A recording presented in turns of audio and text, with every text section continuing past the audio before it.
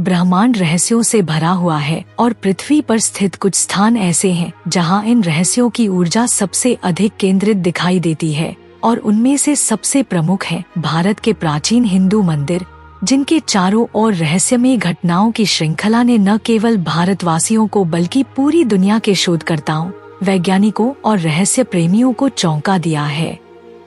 पिछले कुछ वर्षों में ऐसी अनेक घटनाएं दर्ज की गई हैं, जिनमें यूएफओ अर्थात अनआइडेंटिफाइड फ्लाइंग ऑब्जेक्ट्स, अज्ञात उड़न तश्तरियां को भारतीय मंदिरों के पास उड़ते हुए देखा गया है। ये घटनाएं सिर्फ आधुनिक समय की नहीं है, बल्कि सदियों पुरानी पांडुलिपियों, ग्रंथों और मंदिरों की दीवारों पर उकेरे गए चित्रों में भी ऐसे संकेत मिलते हैं जो इस संभावना को और भी मजबूत करते हैं कि ये मंदिर मात्र पूजा स्थलों से कहीं अधिक ब्रह्मांडीय ऊर्जा केंद्र या ऊर्जा ग्रिड के हब रहे हैं। क्या हो सकता है कि ये मंदिर पृथ्वी के उन विशिष्ट बिंदुओं पर बनाए गए हैं जहां कॉस्मिक एनर्जी अत्यधिक मात्रा में प्रवाहित होती है? क्या यह संभव है कि हमारे पूर्वजों को इस ऊर्जा नेटवर्क का गहन ज्ञान था और उन्होंने इन स्थलों पर मंदिरों का निर्माण केवल धार्मिक नहीं बल्कि ब्रह्मांडीय उद्देश्यों की पूर्ति के लिए किया था? क्या यही ऊर्जा किसी दूसरे लोक या ग्रह से आने वाले प्राणियों को आकर्षित करती है, जिनकी झलक हमें इन यूएफओ साइटिंग्स में मिलती है? इन प्रश्नों के उत्तर ढूंढना उतना ही रहस्यमय है जितना इन घटनाओं का साक्षात्कार करना। आइए गहराई से विश्लेषण करें कि क्यों बार बार यूएफओ साइटिंग्स विशेषकर मंदिरों के पास ही होती हैं, और क्या यह मात्र संयोग है या इसके पीछे कोई अदृश्य लेकिन शक्तिशाली ब्रह्मांडीय सिद्धांत कार्यरत है। जब हम बात करते हैं यूएफओ साइटिंग्स की, तो हमारे मन में तुरंत पश्चिमी देशों की घटनाएं आती हैं, जैसे एरिया 51, रॉसवेल इंसिडेंट या फिर अमेरिका और यूरोप में हुई रहस्यमय घटनाएं। लेकिन दुर्भाग्यवश भारत की इन घटनाओं को या तो नजरअंदाज कर दिया जाता है या फिर उन्हें मात्र आस्था से जोड़कर खारिज कर दिया जाता है। लेकिन सच तो यह है कि भारत के कई प्राचीन मंदिरों, जैसे कि कांचीपुरम का कैलाशनाथ मंदिर, तिरुपति बालाजी, तंजावुर का बृहदेश्वर मंदिर या फिर ओडिशा का कोणार्क सूर्य मंदिर, इन सबके ऊपर अतीत में बार बार रहस्यमयी रोशनी, गोल आकृति वाली उड़ती हुई वस्तुएं, अजीब ध्वनियां और पृथ्वी पर उतरने या ऊपर उठने वाले चमकीले उड़न उपकरण देखे गए हैं। इन सब घटनाओं की रिपोर्ट स्थानीय लोगों, भक्तों और कभी-कभी वैज्ञानिकों ने भी की है। उत्तराखंड के केदारनाथ और बद्रीनाथ जैसे अत्यंत ऊंचाई पर स्थित मंदिरों के पास अक्सर बादलों में छिपते हुए चमकीले गोले देखे गए हैं, जो मिनटों में अदृश्य हो जाते हैं और फिर प्रकट होते हैं, मानो कोई उच्च तकनीक वाली उड़न वस्तु हो जो हमारे सीमित ज्ञान से परे है। क्या यह महज बादलों की चाल है या फिर कोई अन्य ब्रह्मांडीय उपस्थिति? वैज्ञानिक दृष्टिकोण से देखें तो पृथ्वी पर कुछ स्थान ऐसे हैं जहां चुंबकीय क्षेत्र या ग्रेविटेशनल अनोमली, गुरुत्वाकर्षण विचलन अधिक होता है, और ये स्थान प्राकृतिक रूप से ऊर्जा केंद्र बन जाते हैं। ऐसे क्षेत्रों में रहने वाले लोग अक्सर अधिक मानसिक स्पष्टता, दिव्य अनुभूतियां या फिर समय और स्थान का भ्रम महसूस करते हैं। ये लक्षण किसी भी उच्च ऊर्जा केंद्र के होते हैं। भारत के अनेक मंदिरों की बनावट और उनका स्थान इस ऊर्जा के साथ तालमेल बिठाकर चुना गया है, जैसे मंदिरों का उत्तरमुखी होना, गर्भगृह के ठीक नीचे विशेष प्रकार के क्रिस्टल्स या शिवलिंग की स्थापना, या फिर मंदिर की छत पर धातु की कलश जिसमें विद्युत चुंबकीय ऊर्जा केंद्रित होती है। ये सब संकेत करते हैं कि मंदिर केवल धार्मिक भावनाओं के लिए नहीं बनाए गए, बल्कि इनका निर्माण ब्रह्मांडीय ऊर्जा के दोहन और संतुलन के लिए किया गया था। इसी कारण से ऐसी ऊर्जा जगहें उन प्राणियों के लिए आकर्षण का केंद्र बन सकती हैं जो शायद पृथ्वी के बाहर के हैं, और यही कारण हो सकता है कि यूएफओ साइटिंग्स मंदिरों के ऊपर या पास अधिक होती हैं। अब यदि हम इतिहास और पुराणों की ओर देखें, तो वहाँ भी ऐसे संकेत मिलते हैं जहाँ देवताओं के विमानों, पुष्पक विमान, तेजस्वी आकाशगामी रथों और स्वर्ग से उतरने वाली दिव्य रोशनियों का वर्णन मिलता है। रामायण में रावण का पुष्पक विमान हो या महाभारत में अर्जुन के दिव्य रथ, ये सब वस्तुएं किसी एडवांस तकनीक का संकेत देती हैं। उस युग में तकनीक और आध्यात्मिकता एक साथ चलते थे, और हो सकता है कि मंदिर ही वो स्थल रहे हों जहां इन देव विमानों की लैंडिंग होती थी। आज हम उन्हें यूएफओ कहते हैं, लेकिन संभव है कि वे उस काल के ज्ञात वाहनों का ही रूप हों। इसके अलावा कई यूएफओ साइटिंग्स में जिस प्रकार की रोशनी, ध्वनि और आकृति दर्ज की जाती है, वह आधुनिक वैज्ञानिक उपकरणों के दृष्टिकोण से बहुत उच्च स्तर की ऊर्जा और तकनीक का उपयोग दर्शाती है, जो पृथ्वी की सामान्य उड़न तकनीक से कई गुना आगे है। यही नहीं, कुछ साधक और योगी भी इन मंदिरों में ध्यान करते समय दिव्य प्रकाश, ब्रह्मांडीय तरंगे और अलौकिक उपस्थिति का अनुभव करते हैं। क्या यह ऊर्जा केवल मानसिक है या फिर वास्तव में वहाँ कुछ ऐसा है जिसे हमारी 5 इंद्रियां पूरी तरह समझ नहीं सकती?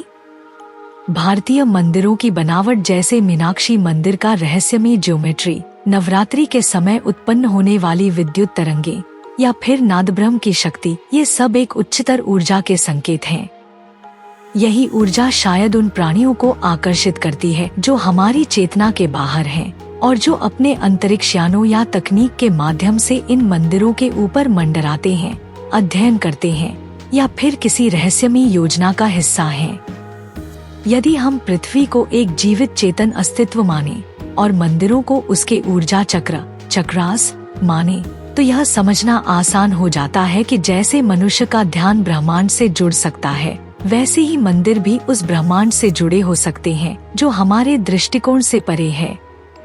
इस सिद्धांत के आधार पर ये मंदिर न केवल मानव आध्यात्मिकता के केंद्र हैं, बल्कि वे अंतरिक्षीय चेतना और ऊर्जा के लिए खुले द्वार भी हो सकते हैं, पोर्टल्स, जहां से अन्य लोकों की ऊर्जा हमारे लोक में प्रवेश कर सकती है। कई शोधकर्ता तो यहाँ तक मानते हैं कि कुछ विशेष मंदिरों के अंदर समय और गुरुत्व के नियम अलग प्रकार से कार्य करते हैं। जैसे कोणार्क सूर्य मंदिर के अंदर दिन के किसी विशेष समय पर पड़ने वाली सूर्य किरणें विशिष्ट कोण बनाती हैं, जिससे मंदिर की दीवारें विद्युत चुंबकीय कंपन उत्पन्न करती हैं। क्या यह सब यूं ही है, या फिर यह सब किसी उच्चतर चेतना या अन्य ग्रहों से जुड़े ज्ञान का हिस्सा है जो समय के साथ खो गया? ये सारे तर्क, घटनाएं, रिपोर्ट्स और पुरातन संकेत यह स्पष्ट करते हैं कि मंदिर केवल पूजन के केंद्र नहीं, बल्कि ब्रह्मांडीय रहस्यों और लौकिक ऊर्जा के द्वार हैं। और यह संभव है कि यही कारण हो कि अन्य ग्रहों या लोकों से आने वाली चेतनाएं, जिन्हें हम एलियंस या यूएफओ कहते हैं, इन स्थलों की ओर आकृष्ट होती हैं। जब हम विज्ञान, अध्यात्म और इतिहास को एक साथ रखकर देखते हैं, तो यह स्पष्ट होता है कि मंदिर केवल आस्था के स्थल नहीं, बल्कि वे ब्रह्मांड से संवाद करने वाले उपकरण हैं, जो चेतना, ऊर्जा और अन्य लोकों के बीच सेतु का कार्य करते हैं। और यही कारण है कि मंदिरों के ऊपर और आसपास अजीब उड़न वस्तुएं, रहस्यमयी रोशनी और ध्वनियाँ और कभी कभी दिव्य अनुभूतियाँ दिखाई देती हैं। यह न तो मात्र संयोग है और न ही कल्पना, बल्कि यह उस गहरे सत्य की झलक है जिसे आधुनिक विज्ञान धीरे धीरे समझने की कोशिश कर रहा है और जिसे हमारे ऋषि मुनियों ने हजारों साल पहले अनुभव किया था और मंदिरों के माध्यम से पृथ्वी पर स्थिर किया था। इसलिए अगली बार जब आप किसी मंदिर में जाएं, तो उसकी वास्तुकला, उसकी ऊर्जा और वहाँ के वातावरण पर ध्यान दें, क्योंकि हो सकता है आप भी उस दिव्य रहस्य का हिस्सा बन जाए जो आज भी मंदिरों की दीवारों में स्पंदित हो रहा है और आकाश में चमकती एक रहस्यमयी वस्तु के रूप में प्रकट हो रहा है, जो हमें देख रही है, परंतु हम अभी उसे पूरी तरह समझ नहीं पा रहे हैं। यही है भारत के मंदिरों के रहस्य और यूएफओ साइटिंग्स का वह रहस्यमय संबंध जो आज भी अनसुलझा है, परंतु धीरे धीरे उजागर हो रहा है और एक दिन यह पूरी मानवता के लिए चेतना का नया द्वार खोल सकता है। इस रहस्यमय यात्रा का अंत सिर्फ प्रश्नों के साथ नहीं होता, बल्कि नए आयामों के द्वार खोलता है जहां विज्ञान, अध्यात्म और ब्रह्मांडीय ऊर्जा एक साथ मिलकर उस वास्तविकता की ओर इशारा करते हैं जिसे हम अभी तक समझ नहीं पाए हैं। आज जब हम विज्ञान की सहायता से अंतरिक्ष की गहराइयों में जाने लगे हैं, तब हमें यह स्वीकार करना होगा कि कुछ बातें ऐसी भी हैं जिन्हें सिर्फ गणित और यंत्रों से नहीं समझा जा सकता, बल्कि उनके लिए एक उच्चतर चेतना, संवेदना और ब्रह्मांड के साथ एक जुड़ाव आवश्यक है। भारत के प्राचीन मंदिर सिर्फ पत्थर से बने संरचनाएं नहीं हैं, बल्कि वे ब्रह्मांडीय संवाद की जीवित इकाइयां हैं जो हजारों वर्षों से एक रहस्यमय ऊर्जा को संजोए हुए हैं। जिन स्थानों पर ये मंदिर बने हैं, वो साधारण स्थल नहीं है, वे पृथ्वी की ऊर्जा रेखाओं, जिसे ले लाइंस कहा जाता है, के साथ सटीक मेल खाते हैं। ये वही स्थान है जहाँ पृथ्वी की ऊर्जा सबसे अधिक तीव्र होती है और जहाँ से ब्रह्मांड के अन्य आयामों के साथ संपर्क संभव हो सकता है। यही कारण है कि यूएफओ साइटिंग्स बार बार इन स्थानों के निकट होती हैं। वे प्राणी जो हमसे बहुत अधिक विकसित हैं, तकनीकी और मानसिक दोनों ही रूप में, संभवतः इन ऊर्जा बिंदुओं को ट्रैक कर रही हैं, उन्हें जांच रही हैं और शायद इस धरती के रहस्यों की पड़ताल कर रही हैं। भारत के मंदिरों की संरचना भी इतनी सटीक और वैज्ञानिक है कि वह न केवल एक विशेष ध्वनि अनुनाद रेजोनेंस, बल्कि एक विद्युत चुंबकीय कंपन उत्पन्न करती है, जो वातावरण में अदृश्य लेकिन अनुभवनीय बदलाव लाती है। यह बदलाव वह सिग्नल हो सकता है जो ब्रह्मांड में कहीं और मौजूद चेतनाओं को आकर्षित करता है। जब हम ध्यान, मंत्र और यज्ञ जैसे साधनों का उपयोग करते हैं, तो ये क्रियाएं सिर्फ धार्मिक कर्मकांड नहीं होती, बल्कि वे ब्रह्मांड के साथ संवाद स्थापित करने के तरीके होते हैं। अब कल्पना कीजिए कि जब हजारों लोग एक साथ एक ही मंदिर में एक ही उद्देश्य से पूजा कर रहे होते हैं, तो उस ऊर्जा का स्तर कितना बढ़ जाता होगा।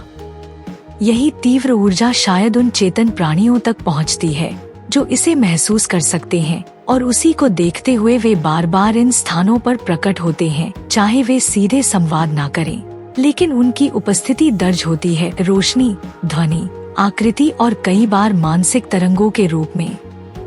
इसका एक और गूढ़ पहलू यह भी है कि कुछ मंदिरों में समय का अनुभव बदल जाता है, जैसे वहाँ समय धीरे चलने लगता है या वहाँ रहकर लोगों को अतीत और भविष्य की झलक मिलती है।